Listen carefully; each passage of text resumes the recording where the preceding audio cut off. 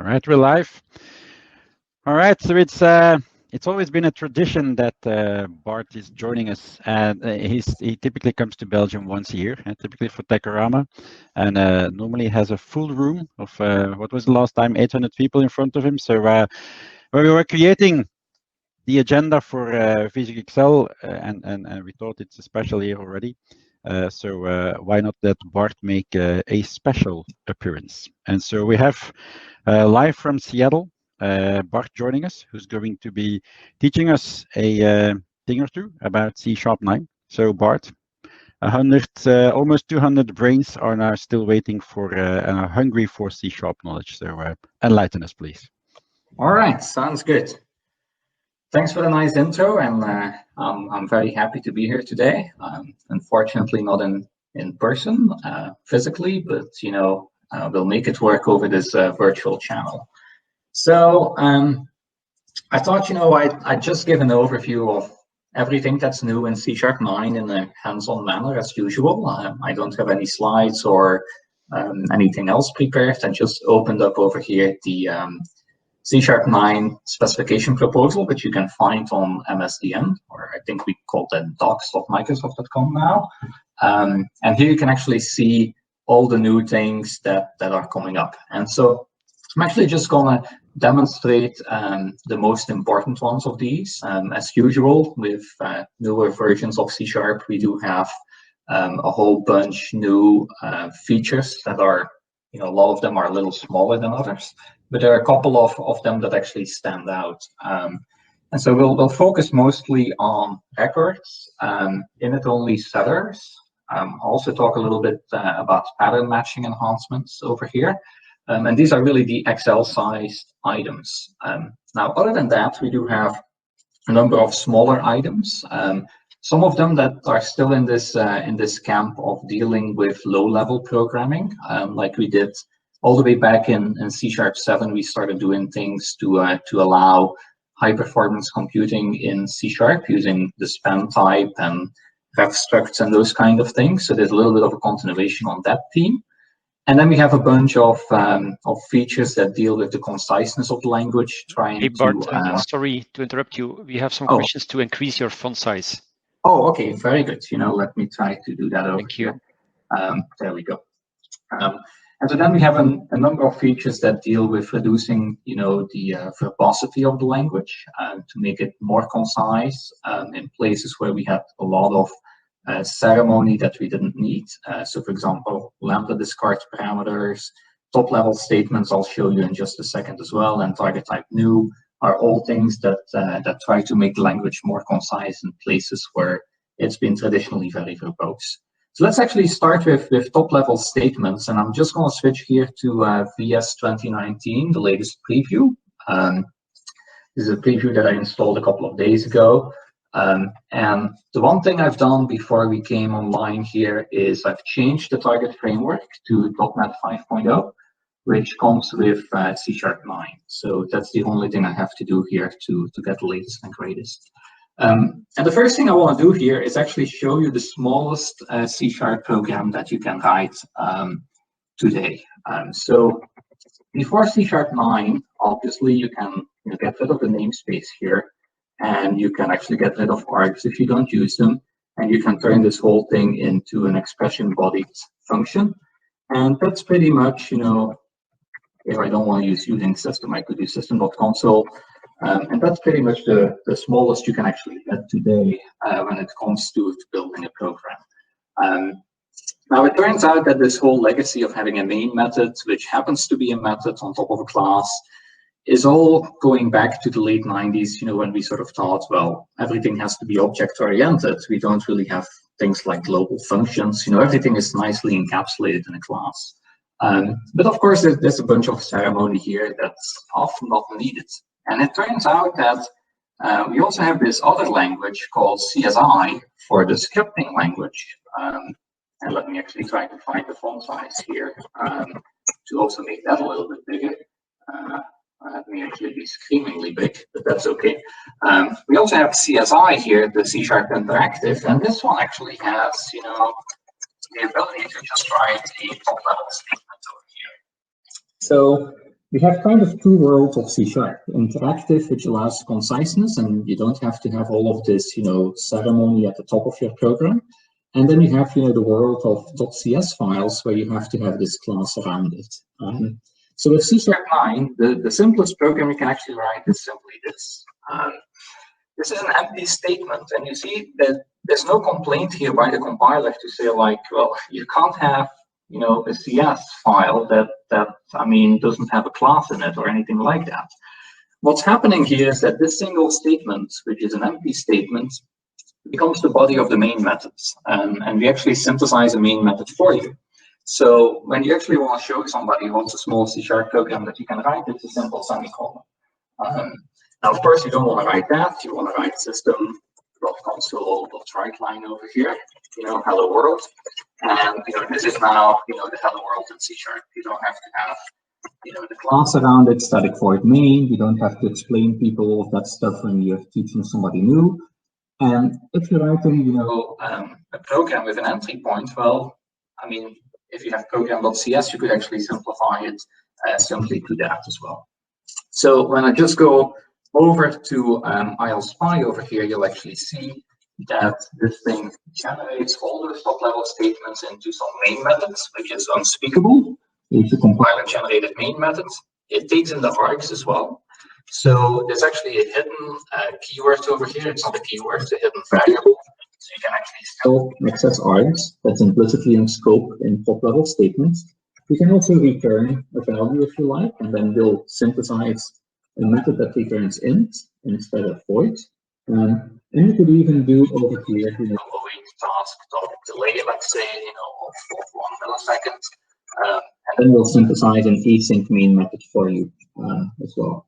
So you can actually do all the different forms of main methods using this without having to write the main function yourself. And so that's really something to modernize the language. A lot of languages don't have this top-level ceremony of classes with static void main.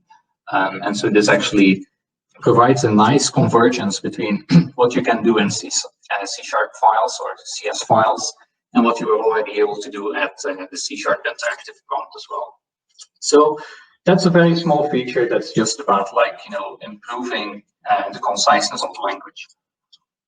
So now I'm just going to continue within this single file here. So let's talk a little bit about data types. So say that I have a person object over here, right? And I'm just going to put over here a string name, with a parameter setter, something we were able to do in C# 3.0 with automatic properties. I'll put a parameter setter here as well. And if I have a person object that looks like this, obviously this allows me to do something pretty nice in terms of syntax. I'm just going to get rid of all of this stuff here, and I'm just going to write some code here. I'm just going to make a new Bart object over here. And obviously I can assign the name over here and the age over here as well. Bart, can you hear me? Can you hear me? Yeah. The audio is kind of going up and down. Do you by any chance have a headset or something? Oh, I can look into that here. Yeah. Headset. 1 second. Yeah. Okay. I'll be back in a minute. Yeah, no worries. So Gilles, can you sing a song? Suggest we wait until Bart is back with his headset. So,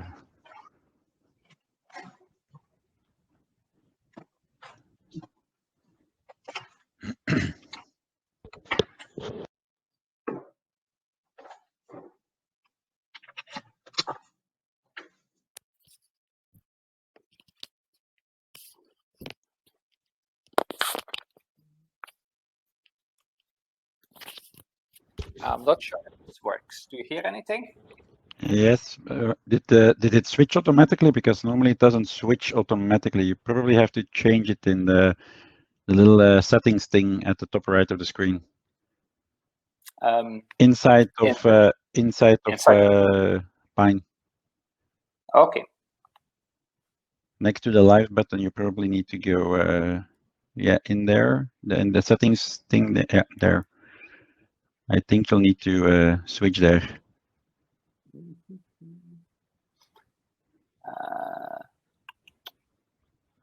I'm not sure it shows anything else here. Doesn't look like it, right? Yeah, I think we'll then you may have to refresh the window. 1 second. Okay.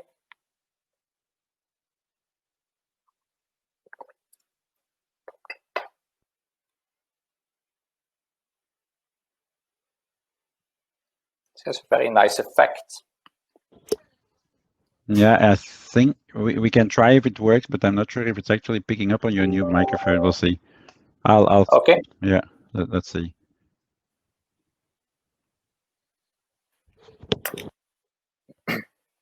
Okay, we get some comments that his sound is better. So yeah, it sounds better. So okay, then we'll continue. Just let me know if it.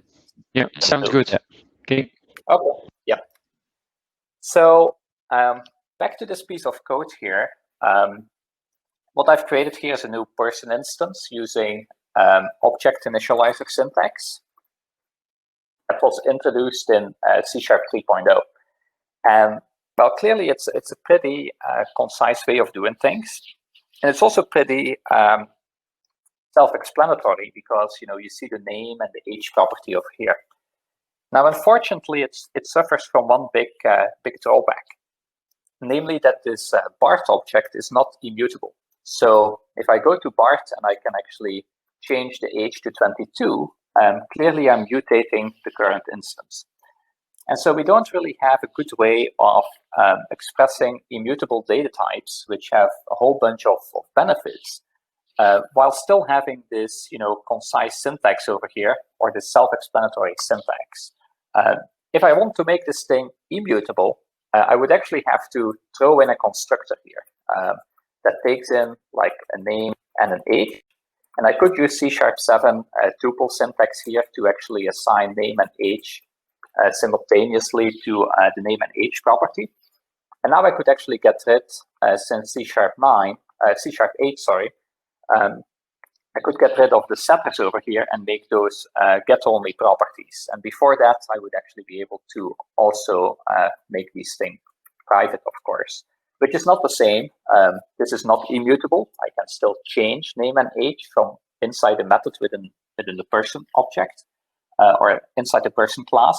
But by taking away the setters altogether, I end up with read-only fields backing those properties. So I can only assign them within the constructor.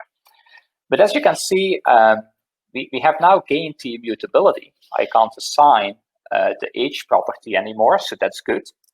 But on the other hand, I've also lost this nice syntax over here, where I can actually initialize those properties by just referring to them. I have to go to a constructor now, where it's not at all clear that this is Bart, that's the name and that's the age. I could, of course, document these using name and age as named properties and come kind of close. But now I'm also at the mercy of having constructor overloads that deal with all the properties that I want to assign. Maybe I have like 20 properties and I only want to assign a handful of them. So, we kind of fall off a cliff at the point we want to go for immutable data types here. So the question is, can we make this better? And the answer is yes, we can. So in C# 9.0, I can actually have init-only properties as well. So as opposed to having a setter over here, I can actually put an emitter here. And init takes the role of a setter that's actually accessible publicly. And in this case, I don't want the constructor anymore, obviously. I can now assign name and age in what's known as an initialization context. So this object initializer expression is considered an initialization context. And what happens here is that the assignment to Bart doesn't happen before the object is fully initialized. Even if I would be assigning this thing to a field, it doesn't do what you may think it does. Let's say I have a class company, and in here I have a public field. I'll just use a field for now to make things easier.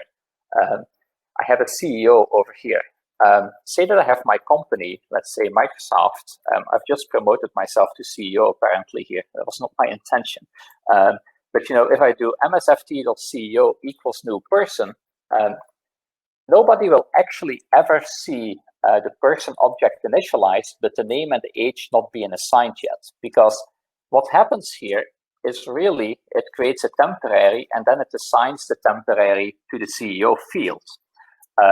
And so because this two-level of initialization that's going on, init-only setters, don't mutate the person object before it's ever published and visible, to the external world, for example, to a different thread. And what's really happening here internally is that it does the equivalent of, what you would do like this, t.age equals 21, except that as a user, you're not allowed to write that, because as a user, you can't mutate an object outside the scope of an initializer. So this now allows you, this init-only properties allows you to assign those guys in the context of an initialization. And the object never leaks before it's fully initialized. And as you can see, I can't change the age of this Bart object at a later point in time because my object is completely immutable, as you can see. Okay, so why would you have immutable objects? Well, immutable objects have the benefit of course, not being mutable, meaning that you can safely hand them out all around your code without actually having the fear that something else will actually mutate them, which also means that you can share them. You can actually reuse the same object in many places, and it's not if you update it in one place that it updates in all the other places. Because you can't update it, the only way to create an update is by creating a new instance to begin with. So it's by default thread safe.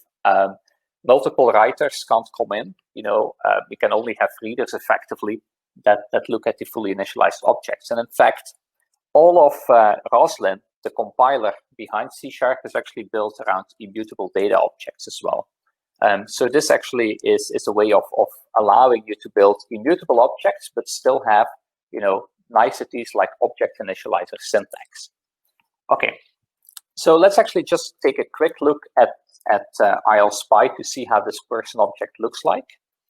And then we'll actually go on to the next feature, which is closely related to this, namely this notion of record types. So let me refresh this thing, and I have my person object over here. As you can see, it has generated over here something that looks like it has a getter and a setter. It even has a public setter, as you can see. But what is it that makes it such that I can't use that one? It's only the compiler that's allowed to use it if it knows we're in the context of an initialization. Well, the answer is that this thing is not telling me. ILSpy doesn't know. Even if I go to C#, 8.0 over here, it actually thinks it is a public setter. It doesn't know init-only setters yet. But what's really going on is that in the IL code, let me actually just browse down here. We do have this thing sitting on the setter called a modifier, a required modifier. And that's actually a modifier that says this setter is public, but it can only be used for external initialization. It's a piece of metadata that the C# compiler, the VB compiler, and the F# compiler actually understands. So while there is a public setter underneath, the compilers actually verify that you only use it in safe places. And so it actually piggybacks on existing infrastructure in the .NET runtime, namely this required modifiers support, to actually communicate that requirement across different assemblies and type boundaries. So that's the magic sauce. And I assume that at some point when ILSpy gets updated to support C#9, that this thing will actually show init over here as opposed to set. So that the compiler simply doesn't work yet. Okay. So now that's all great, but what I typically want to do if I have an immutable data object is I want to throw on a whole bunch of other things as well. Maybe I want to have, support for toString. That's one thing I may want to do.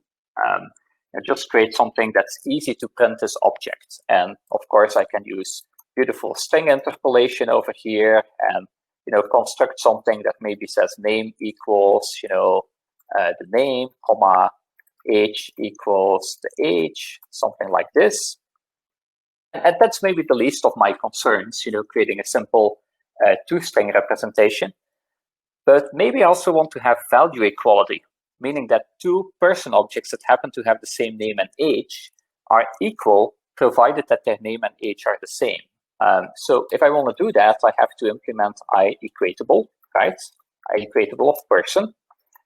Okay, so we're going to implement this guy. I have to implement equals, but I better also override the equals on system.object, and I better also override get hash codes to do something meaningful. And you see, like, it starts to blow up. Like, the penalty of making an immutable data object that has value-like semantics becomes quite high. I have to write a lot of ceremony in order to make this thing work. So the question is whether we can make this a little bit better. And the answer is obviously we can. By actually making this thing as opposed to a class, we make it a record, okay? So simply changing class or struct to record means that we're actually going to create something that has value-based equality. And in this case, it's immutable because I have init-only properties. We'll get a two-string, I've got hash code, and an equals for free. And on top of that, we'll also get some support to do safe mutation. And I'll talk about that in just a moment. That's what actually a record type gives you. Record types can also derive from each other, and I'll talk about that in a moment. But let me actually compile this thing and take a look at what's going to happen here. Let's say I have one person called Bart, B1, let's say, and I have a second person called B2, which looks exactly the same. It's just a different instance like that. Now, when I do console write line B1 equals B2, it will actually print true. Because those two things have value equality, okay? So let's take a look at, what the compiler has generated for this person object behind the scenes. So let me refresh over here. The first thing to notice is that this person object is still a class. Even though we wrote record, it becomes a class under the hood. And you see that it has generated quite a few things for us. It has generated operator not equals and operator equals. I didn't even mention those ones before, but obviously if you want to write something that supports the whole shebang of equality, you pretty much have to do 4 or 5 things. You have to implement all the way at the top here, Equatable. That's what you see over here. We also have to implement its method, which is equals of t, this guy. Then we override system.objects equals, typically to delegate into that guy. We override get hash code in case this thing is used in collection types. And then we also put in the double equals and not equals. Typically one is implemented in terms of the other by just doing a simple negation. So there's a lot of boilerplate that we have to go through. So the compiler takes care of all of this. So let's start by taking a look at toString. The toString will simply generate what I generated before manually. It does that through a little bit of indirection using something called print members, which I'll get to at a later point. It simply creates a pretty nice and concise string representation of the object, which contains the name as well as the age, as you can see over here. Okay. The second thing it generates is the whole shebang for equals. So the first thing we have here is the simple equals method over here. I'm going to ignore the equality contract. We'll get to that in just a moment. So this thing, you can just squint and imagine it's not there. But it's implementing the equality in terms of, well, first of all, the other object not being null. And then simply, using equality compare of t for all the properties on the object. So equality compare of string for the name and int for the age, okay? And of course, this is the master overload. Equals on system.object will simply do a type test and then feed it into equals on IEquatable. The get hash code, I'll just skip and I'll get to in just a moment. But then, operator equals and operator not equals. Well, one is implemented in terms of the other, and double equals is ultimately implemented after doing some null checking over here with the conditional access operator in terms of the equals that sits over here. So we generate all of these things in terms of equality on all the constituents of the object, equality of the different properties. And then finally, the hash code over here, again, ignore the equality contract. This one is actually getting the hash code, as you can see, for the name as well as the age, using the equality compare of t.default. It mingles those guys together using some multiplication with a big number to actually scramble the value to create a good hash code. So that's pretty much all the things that the compiler generates. Now, there are a couple of things that I haven't touched upon yet, that you will wonder, why are those things over here? Well, the first thing is, why do we need to have this print members thing? I'll get to that in just a second. Why do we need to have this equality contract over here? And why do we need to have, if I go all the way to the bottom, why do we need to have this clone method and this thing over here, which looks like a constructor that simply copies an existing person into the current person? Okay, so let's tease those things apart in a couple of steps. Well, first of all, we can actually derive records from one another. I can have a record called student, which inherits from person, and this guy can just add to it maybe the grade for that student. GPA is a way to represent the grade. Okay, so now I have a student object over here, and of course student derives from person. So I can actually have student 1 over here, which is a new student, and I can put in name is Bart and age is 21, and I can also put in a GPA of 5.0, let's say. Okay, now what we don't want to happen is that even if I do something B3 equals S1, this means person B3 equals S1, I'm just casting it to the less derived person type. I wouldn't want B1 and B3 to be the same. I don't want this thing to actually consider a student with name and age being 21 to be equal to an ordinary person who has the same name and the same age, or maybe a professor which happens to have the same name and age, but then doesn't have a GPA, but maybe a title of the PhD that the professor wrote or whatever. So I want this equality to actually include the concrete type of the object. Only students can be equal to other students, and persons can be equal to persons, but you can't have this kind of slicing happening where a student happens to be the same as another type of person based on a couple of properties. We want to make sure that this can't compare equal to a less derived type. And so what's happening here is that we actually have this equality contract that's actually overridden by derived types. So you see that this derived type student, which derives from person, has as the equality contract type of student.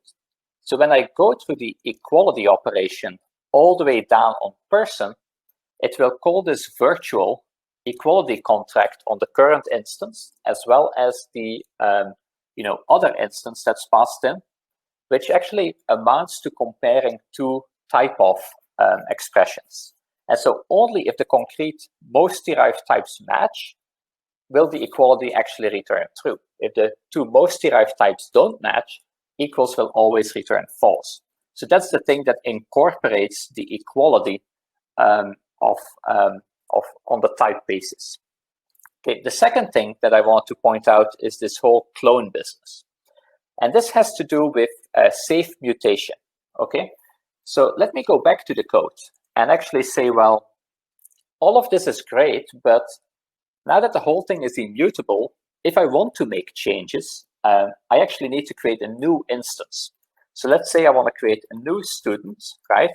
which actually has the same name as student 1, and it has the same age as student 1, but it has a GPA of 4.8 because the person didn't do that well on the last test. I want to update the GPA, and then I want to replace maybe student 1 in the database for student 2. Okay, so I'm mutating the object by creating a new one, and routing the new object somewhere in an existing data structure, which means that like nobody can be looking at the existing student instance and see the GPA change underneath it. That's the whole point of immutable objects. It's like, once you have an object, it won't change. So clearly, if you do this, it gets a little bit verbose because you have to copy all of those properties, right? And so what records allow you to do is actually write something like this. I would like to create a copy of S1, but I would like it to be with a GPA that's 4.8. So this new expression called a with expression, oops, I've turned on insert somehow, a with expression allows you to actually do mutation of certain properties on a copy of the original object. So this S1 with is actually the equivalent to creating a new student object, copying over the name and the age, but then instead of having the GPA to be 5.0, I want to assign a new GPA of 4.8. And this is, again, one of those initialization contexts. So it's really just an object initializer that's not associated with a constructor. It's an object initializer that's associated with an existing instance. And it doesn't mutate the existing instance. It actually clones the existing instance and then applies the changes on top of it. So S1 and S2 will be not reference equal. They will be different object instances.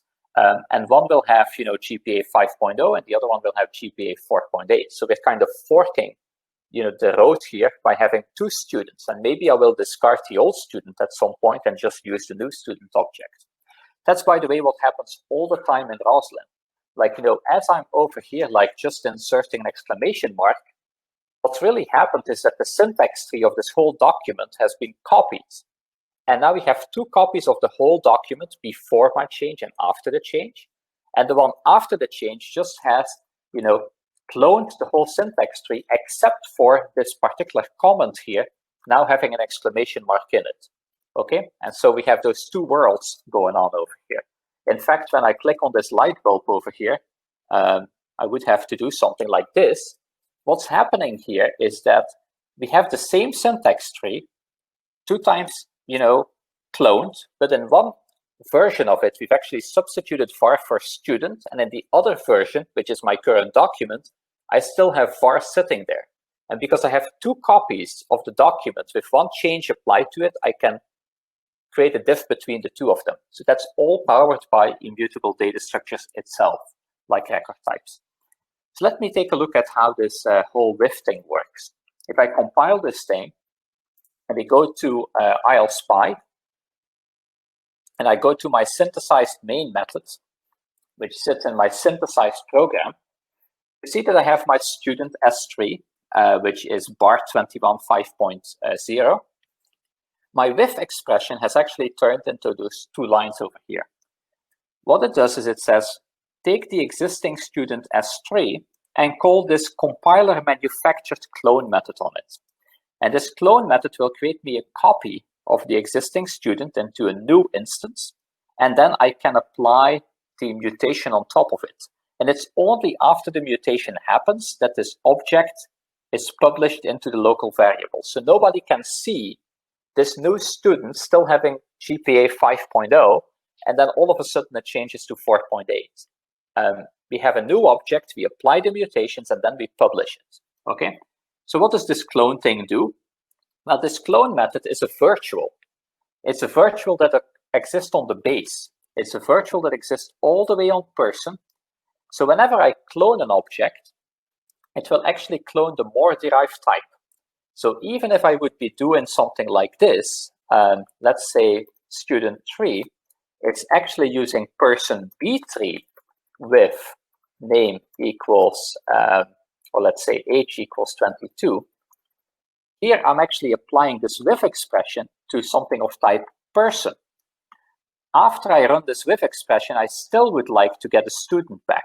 I don't want to lose the GPA simply because I did the mutation in a less derived context. No, I want to have a new student. So this with thing actually calls this clone method, which is a virtual. So we'll actually get a clone of the most derived type. So in the case of student, we'll actually clone the student, as you can see. And it uses this compiler-generated constructor, which is a copy constructor.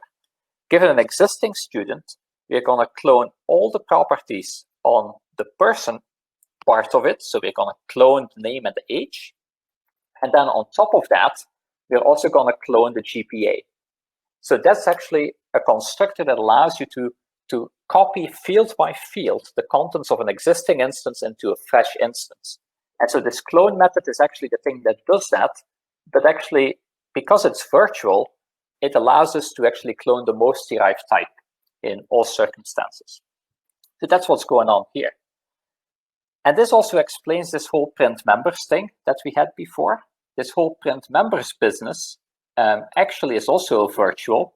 So when I call toString on a person object that happens to be an instance of student, which is more derived, this print members thing will actually dispatch into print members on the student object, which we'll call print members on the person object, which prints the name and the age, and then attaches to that the GPA as well. So you will always get the toString behavior that prints the most derived type as opposed to being kind of stuck to the static type that you have in your code. Okay. So with all of this, that kind of concludes the discussion of record types. They have value-based equality. So you get all of this equals, get hash code, all of that stuff. They're immutable, so you can safely use them, for example, as a key in a dictionary. They're immutable and they have value-based equality. So their hash code and their equals, all of that stuff works. So they can be used as keys in collections as well. We get a nice toString method as well. And we have safe mutation in the form of with expressions. So these with expressions actually just create new objects. And I just want to point out one more thing here. Say that I have a student S1 over here. I have a student S2 with GPA 4.8. If I now have a student S4, which is S2 with GPA equals 5.0 again, then of course S4 and S1 will be equal to each other because their values all match, right? It's not because I had intermediate mutations where the GPA went from 5.0 to 4.8 in a new object, and then from 4.8 to 5.0 that the two are no longer equal, right? So S1 and S4 will be equal because all of the values are equal again, okay? So it's true value-based equality throughout the system, okay? So that's record types. There are some proposals to actually go one step further with that, and you can already use a little bit of that. We also introduced, primary constructors, which allow you to actually get rid of the ceremony of even having to declare properties and, getters and emitters and all that kind of stuff.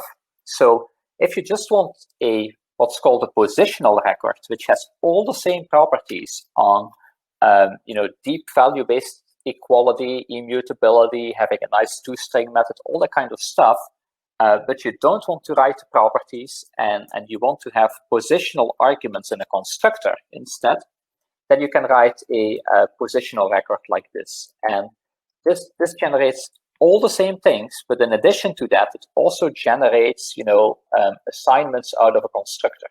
So this is the equivalent to writing pretty much this public point, with all of that stuff here, and then have two properties, int x and int y, and then have this thing here, write x equals y equals x comma y, like that. And then you have to manufacture new names for these guys. If you don't want to write all of this boilerplate of having a constructor, having two properties, having to repeat the type twice, having to repeat the name 3 times or 4 times, x, x, x, and x, then you can actually write a positional record that does all of that stuff as well. So that simply looks like this. And you can still go inside that record if you like and override certain behaviors. You could actually override the way we do certain things in there as well. But that's the most concise way to create a immutable object containing a certain set of properties. So with that, that's kind of the conclusion of record types. It's a new design theme in the language to make working with data and immutable data easier. Okay. So another thing I would like to talk about briefly here is improvements to pattern matching. Okay, so what we've introduced all the way back in C#7 is the seeds of pattern matching. I'm just going to write a couple of little examples here that I'll just come up with on the spot. So let's say static void foo takes in an object called O, right? And I would like to check if O is a string, let's say. If O is a string, I would like to do something with it. So I need to cast O to a string over here and then do something like, to upper on it or whatever. Or like maybe let's return the length for some reason. That's what we want to do like that. Yeah.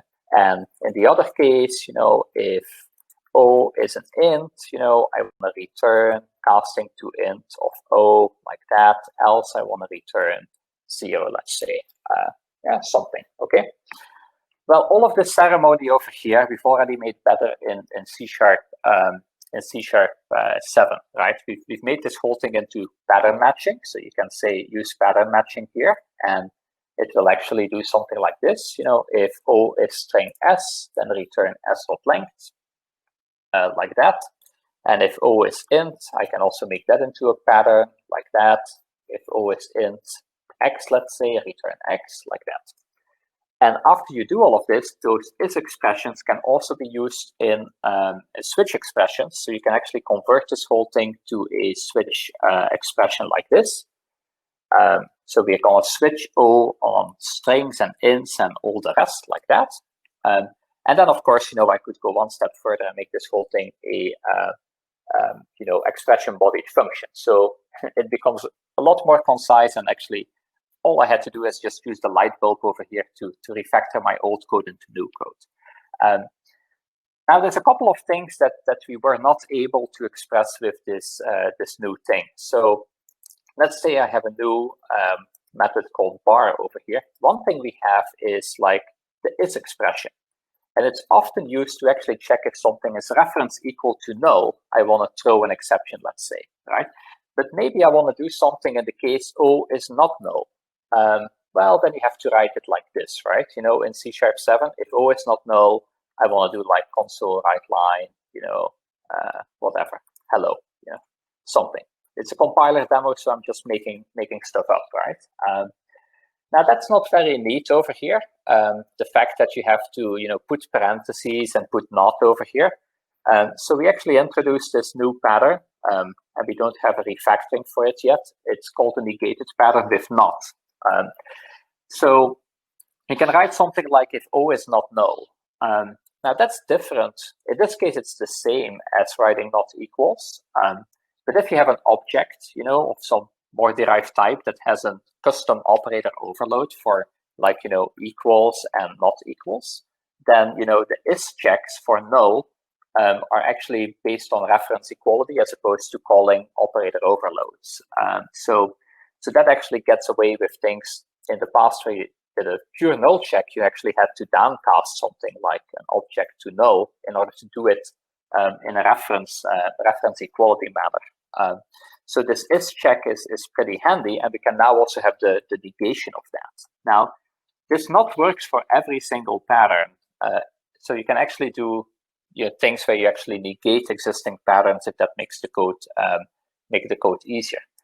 Now, another one that we have is now also or and and patterns. So let me give you an example. Let's say I want to have something that checks if something is a digit and it's a character, right?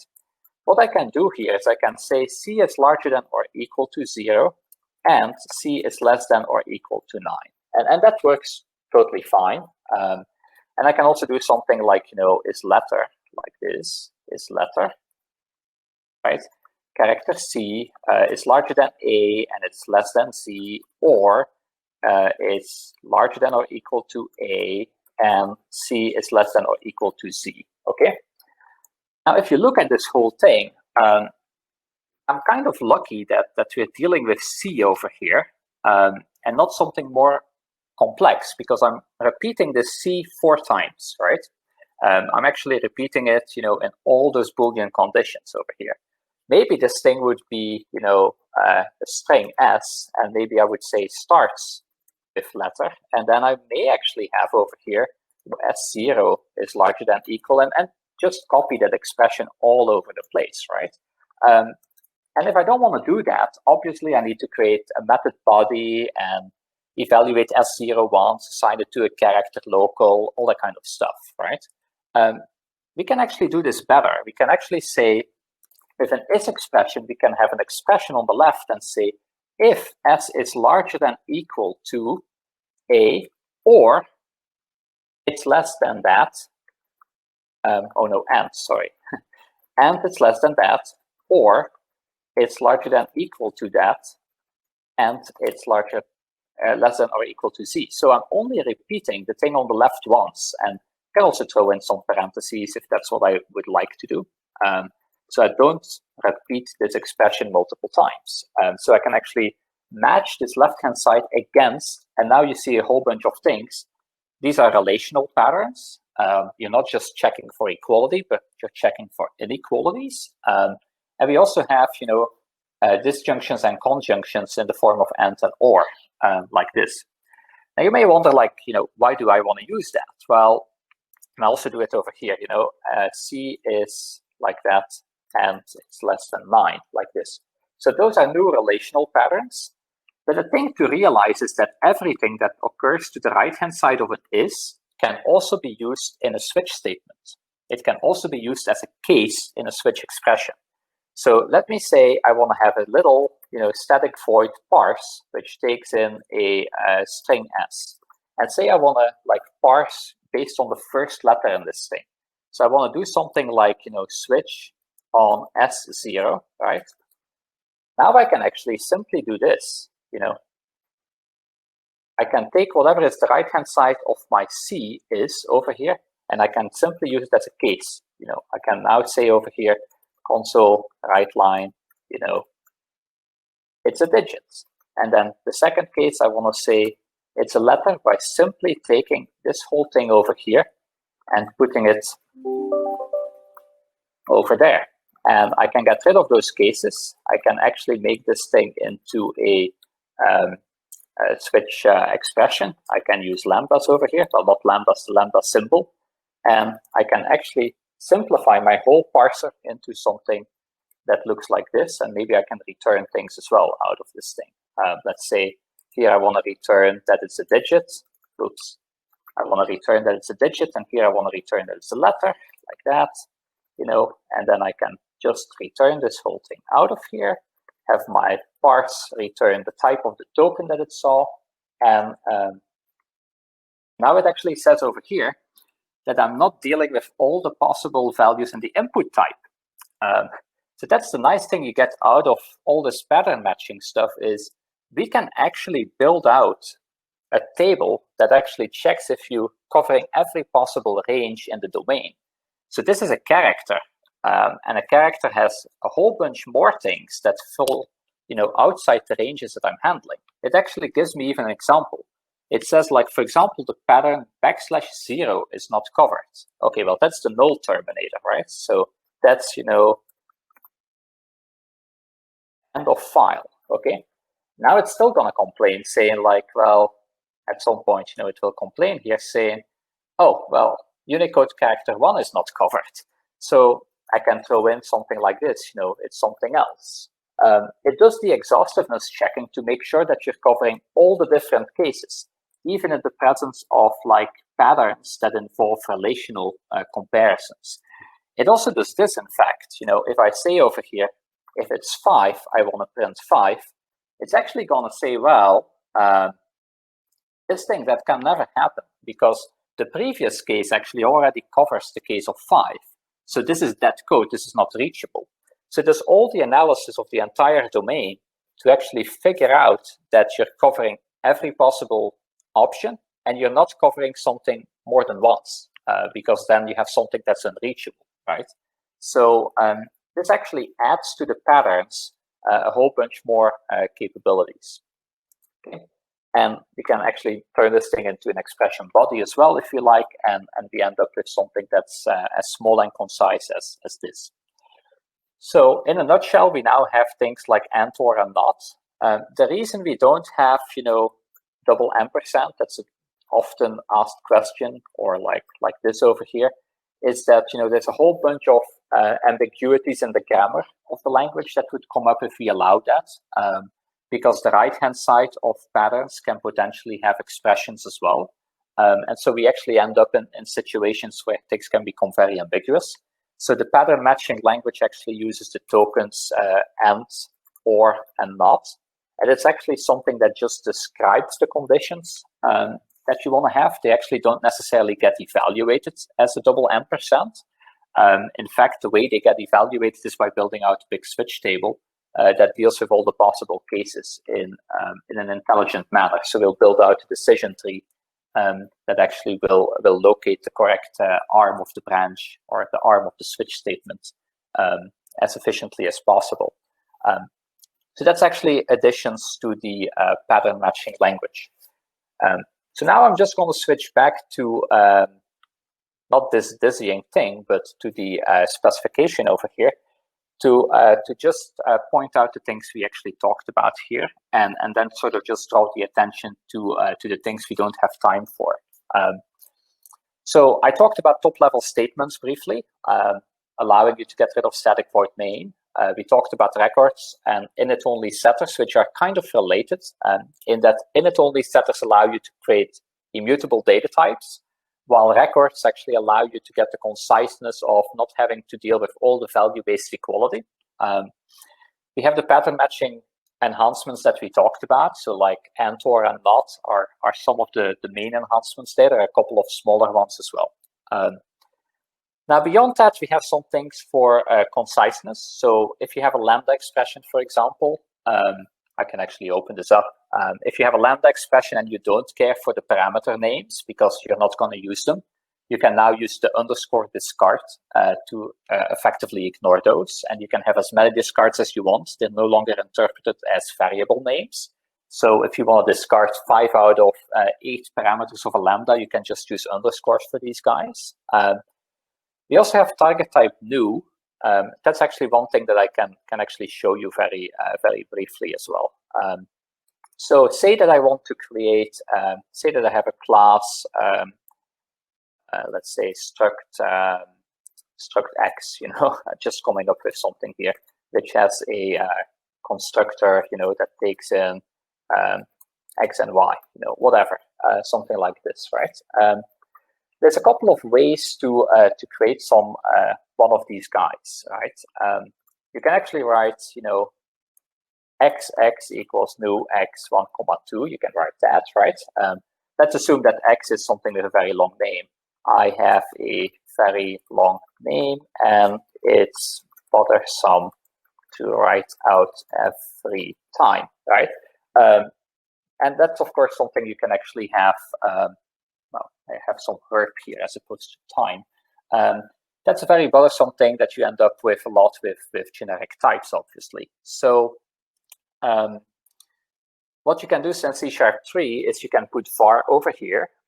We all know that, so that's one thing you can do. In C#9, you can also have the type invert from the left-hand side. That's called target type new. So here we know that left-hand side wants this thing. So in new, you don't have to repeat the type. And the place where that's actually quite useful is if you want to create an array of those guys. Say that I want to create an array of those guys, then in the past, you actually had to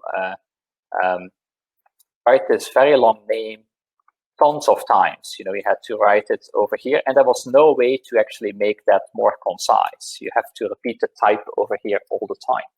So now if we know that you want to create an array of this type, well, obviously you can use var on the left-hand side. Now I still have this thing 3 times, but because you're creating an array of this type, we can infer that that's what you want to do, so we can actually get rid of the type names over here. And so that's called target type new. We actually flow the type that you want to create down into the individual expressions. So that's target type new. And then there's a bunch of smaller little things. Anonymous functions, you can actually make them static, meaning that they can't have a closure, which avoids a heap allocation. We have some things around for each being able to pick up extension methods for getEnumerator. So if you have an existing type that you can't edit because you don't own it, but you want to make it work with for each, you can put getEnumerator as an extension method. We also have covariant return types. So if you have, say, a base class called compilation, where you have some virtual method called with options, and it returns something of type compilation, in a more derived type, you're now allowed to actually make the return type of that overridden virtual more derived, which makes it easier to consume if the only thing you ever care about is compilation. You're never using the base type. So in that case, you don't lose the static typing information as you invoke those virtual methods. And then there's a bunch of other things here at the bottom that deal with interop code and more efficient code. For example, function pointers to call native code, ways to suppress certain behaviors in the CLR that can, in certain cases, be quite expensive. So that's all in the domain of like performance program. Those are smaller changes you can actually have a look into as well. So in a nutshell, the main things are really records, pattern matching enhancements, and init-only setters. And then we have the smaller things that deal with conciseness, like discard parameters, target type new, these type of things, and top-level statements. And then a bunch of little things that deal with completing the picture that we started drawing since C# 7.x with high-performance computing. We actually have a couple more things in that camp as well. So with that, I think we're close to the end. We started 5 minutes late, and we're now 3 minutes short of 1 hour. So I'll just switch back to the browser window, and in case there are any questions, quite a few. I'm not sure. There's quite a few. Okay. Yeah. Let's do that. You have to close that microphone thing, and then you can see the Q&A window. Oh, okay, great. Yeah, there we go. All right, let's actually start all the way at the top. What's the impact of with expressions on garbage collection? Yes. So you'll actually be creating more heap allocated objects, but you also have to keep in mind that because things are immutable, they're reusable, right? So for example, the case of Visual Studio, when I go in the code here and I just make one change here, like this comma thing over here, right? I've just created a whole new syntax tree for the whole document. But it's not as bad as you think, because we can actually reuse all of the subtrees that we had. The only thing we had to change is effectively, all the nodes starting from this comma up to the root of my syntax tree. So this will be this expression, and then the top level document. All of this stuff are immutable data structures to begin with. So like the syntax trees that represent all of the highlighted code and all of the highlighted code at the bottom over here, they didn't change at all. And because it's immutable, we can safely reuse them, right? So with immutability, you often end up with more allocations for like the spine of a structure. But what you gain is like thread safety and the ability to share things. And because it's immutable, we can also reuse common sub-expressions. And the best example of that, of course, is string interning in .NET, which just does it for a very shallow type, namely strings. If you have multiple strings that contain the value Bart with capital B and lowercase ART, we can actually share those because they're immutable data structures, right? So immutability is kind of a sword that cuts in two ways. And you end up with more allocations as you do mutations. Maybe mutations are very rare, so you don't care about that, and you get the safety property. And if mutations happen, you no longer have to worry about like grabbing locks in the right order and in the right places in order to be able to make the mutation. You just create a new object and you attach it into an existing data structure that you may have. And so you don't have to worry about protecting concurrent accesses of readers and writers to a particular object, because they can only do reads. So it's definitely something to consider in the design spectrum. Would you use records instead of simple DTOs in, for example, a web API project? Yeah, well, that's ultimately the goal, that like in places where we deal with objects that are purely representations of data that have value equality properties, that we are able to actually move to records and get this conciseness. And so one of the motivating factors for records is immutable design. That's one thing, but also trying to look at how we can make programming with data easier. In fact, one thing that is being considered as well is that if you have objects like this with get and init, there's a consideration that you would simply be able to use a new keyword called data string name, like that, and that would actually mean get and init. And so then creating, an immutable value-based equality object that just has a collection of data in it would just be using this data keyword. And that would be ideal for example, transport as well. Things like protocol buffers, gRPC, contacts for schemas, serialization, deserialization. Often all they need to express is simply the structure of something without all the ceremony of creating fields, getters and setters, constructors, all that kind of stuff. So yes, the goal is to make these things work in a bunch of places. And to existing frameworks, they just look like classes. So they actually happen to work in a lot of places already. You can in fact put custom attributes on the properties as well if the framework you use requires that. Can you force a generic parameter, generic type to be of type record instead of class? Oh, a generic constraint, meaning saying that the generic parameter has to be a record so that it has those properties. At this point, you can't, but the closest you can get is you can say that the generic parameter needs to implement IEquatable, which pretty much covers 90% of the semantics of records. But it's not the case that you would be able to say, this thing needs to be a record, hence in the body of this generic method, I can use a with expression or something. That's one step too far. But yes, you can kind of constrain it using IEquatable of T if you want to do that. Can reflections still mutate immutable objects? Yes, they can. So with reflection, you can still call the setter, but you were actually able to do with private setters as well. With reflection, you can actually go through that boundary. In fact, with reflection, you can even do assignments to read-only fields. There's nothing in the runtime that prevents you from mutating a read-only field through reflection. So once you use reflection, you can actually use the backdoors. And in fact, serializers and deserializers need to be able to do assignments to read-only values because they never call the original constructor necessarily. So yeah, reflection is kind of a trapdoor, but that's always been the case. So that's not considered to be an issue. Does With work with normal classes? It doesn't, because it actually requires this support for cloning, which may be extracted as a separate feature at some point. But the fact is that a record type is like a class, and you can put custom methods on it, and you can actually add a lot of things to it. So if you want to have with support, you would start with a record and actually put custom functionality alongside of it, as opposed to trying to take an existing class and make it withable. But that could be a request that you could put in the C# language GitHub repo, where they could actually consider that to be something for a future version. There may be ways to be able to do that. But it would need clone support, which is not an extensibility point today. Can you influence the generated equality compare? Yes, you can override pretty much all the things that the compiler generates by providing your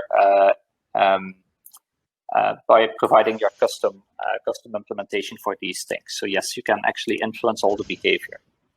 Why not use ILSpy with C#9? That was actually intentional, so I could actually show the way that the code actually works with the way it actually looks in older versions of the language. I've actually not upgraded yet, just because I kind of wanted to show the thing while it's being baked. But yes, you can upgrade and then I believe it actually has support for init only and maybe already for record types as well.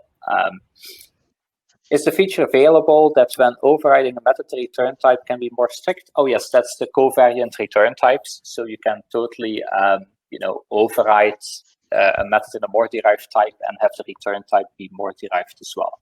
So that's called covariant return types.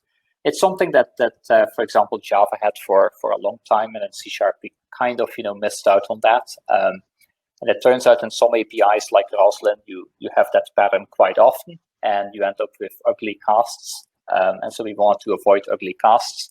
And it turns out the runtime is happy with having a more derived type in that position for type safety. So there's pretty much no issue preventing us from adding the feature. So it's been added in C# 9. So I think with that we've gone through the entire list. I'm not sure if there's any closing questions or remarks. No, I think we also had the questions that were posted in the chat, so I think we're good. Oh, okay. Yeah, I think we're good. All right. All right. All right. Bart, thank you so much. My pleasure, and I hope to be back in person sometime. Sometime. Let's make it sooner rather than later. Huh? Oh yes. Oh yeah. So I think we're at the end of the day, right? It's almost 9 o'clock here in Belgium. I think now is a good time to start closing up. I think we of course want to thank more than 400 people registered, so that's fantastic. We hope you enjoyed the event. So it was a nice turnout. Thank you to our partners as well. They had a virtual booth, and we hope that you have made use of that. So we will also be sending out some gift cards to people that actually did engage with our partners. So for them, it's also not that easy, of course, to get in contact with you. So we hope that also has done a little bit. And of course, it's this entire thing has been done by Lindsay. So I think a good round of virtual applause, if that's a thing, is in place. Things went very smoothly. The platform actually also worked well. So, but of course, everything was well prepared. So I think that also made a big difference. We will be sending out a survey tomorrow. So this is of course new for us as well. So this is the first time that we did something of this size virtually. So we definitely want to hear your feedback. What went well, what didn't go well. From our point of view, I think everything went quite okay, but we definitely want your feedback on the platform that we have used today. So please fill that in. We will also, if the platform did everything correctly, we will also be sending out the session recording. So everything should be recorded. So I think we already checked. So Bart, you have also been recorded. So we're sending out all sessions. So Bart's session as well as all the other in total 16 sessions. So with that, almost 9 o'clock. It's been a long day.